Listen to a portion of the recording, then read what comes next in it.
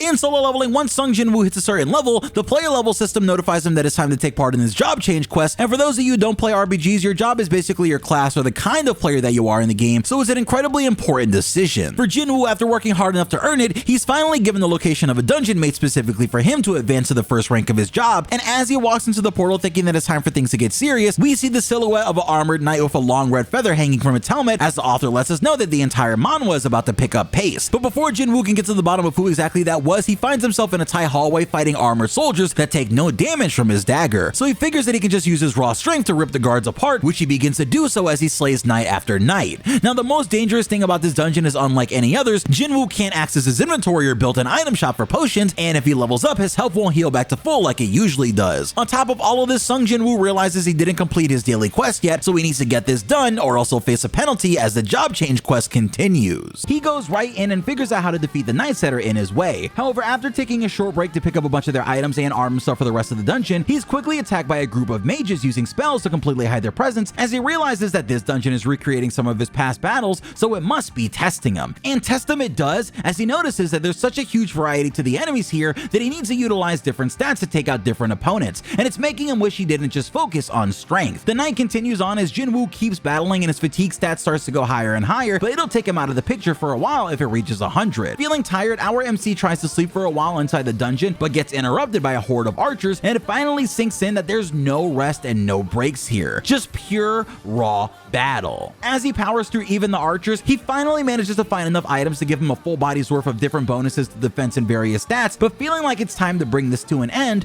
Jin Woo finally enters the boss's room and finds Igris, and instantly gets a shiver across his entire body as if it was screaming to him that he shouldn't be there. At that second, a large figure in all red armor walks forward ominously towards our main character, as for the first time Sung Jin Woo meets the blood red commander, Igris. Now, if you recall, the redder a creature's name is, the more dangerous they are for Jin Woo to fight at his current level, and for Igris, Jin Woo says he's never seen a name as blood red as that, so he knows he's in real danger before the first attack is even sent his way. When Igris attacks, it does so by charging forward towards Jin with a large greatsword in one hand, and thankfully he's able to narrowly dodge its swing, because when he does, the entire area behind him gets destroyed like a disaster passed through it. As Jin starts to fight back, we see that his brand new daggers aren't capable of piercing Igris's armor at all, as the warrior sends another powerful slash towards Jin Woo that causes him to dodge once more. But Igris is on Jin's head as he pierces through the smoke, nearly taking Jin Woo's head off. As Jin Woo is struggling his hardest against Igris, the blood red commander, it walks up to Jin Woo as he sits in the throne it threw him onto, and Igris summons his sword back into his hands, and with one fell swoop he swings down, meaning to end Jin Woo's journey right here, right now. However, he's shocked when our main character looks up and actually catches Igris's sword, and this is all thanks to a pair of gloves he picked up while farming monsters outside of the boss room called the High Knight's Gauntlet, which completely prevents any and all hand-based injuries to him while he has them on. Before Igris can react, Jin Woo uses this shock to ram his dagger into the knight's helmet, causing it to fall backwards and try to pull it out, but it's too slow as Jin Woo recalls his dagger back into his inventory and lets off one final attack into the neck of this giant knight, as his critical hit continues to activate when he decides to attack over and over again. Finally, he watches as the red knight falls to its knees with white blood dripping from its helmet, and now that he's finally defeated the boss, the entire story is about to change forever. After finally defeating Igris, the blood red commander, Jin Woo was judged on his performance in his job change quest that this entire dungeon was centered around, and even if something weird didn't happen, he would have gotten a good class, but because of an interesting circumstance where Jin Woo actually forgot to do his daily quest that day, he was actually sent to the penalty dungeon for a full 24 hours where he was able to use items, refresh himself, and even buy a few weapons that came in handy during this battle. The good thing is that this time that Jin Woo spent inside of the penalty dungeon also counted towards the time that he spent inside of the job change quest, and given that he's handed extra points and a better job for every minute he stayed inside, it's no surprise that when it's time for Sung Jin Woo to unlock his first job, he's given the highest grade of Necromancer there is, and finally receives the title of Shadow Monarch, as the shadows that fill the room all start to reach towards him and fill his body, and Jin Woo awakens his most important power ever. He's given a new power that we'll be discussing quite a bit on this channel. Jin Woo starts to hear a light scream coming from the empty shells of armor that he'd already defeated, as a message window from the game pops up telling him that an ability called Shadow Extraction is available to be used on these targets. But Jin Woo isn't able to use it yet because he hasn't chosen a keyword. That's when, for the very first time, he speaks the famous words, "Arise." And we see shadows spilling out of every suit of armor in the room, as the room fills with an army of shadow soldiers before Jin Woo that are all under his control. Now, as cool as these soldiers are, Jin Woo has his eyes on the real prize as he walks up to Commander Igris and says, "Arise," rise. However, a burst of energy sends him flying back, as it seems like the command was rejected. With 2 chances remaining, Sung Jin Woo tries once more, but again he fails to extract the shadow of the legendary knight in front of him. Finally, on the 3rd and final try, Jin Woo puts his hand out and tells Igris to start protecting someone that's actually there for him, as he says arise for one last time, and shadows pour out of Igris' armor as Igris officially joins Jin Woo as his first boss summon,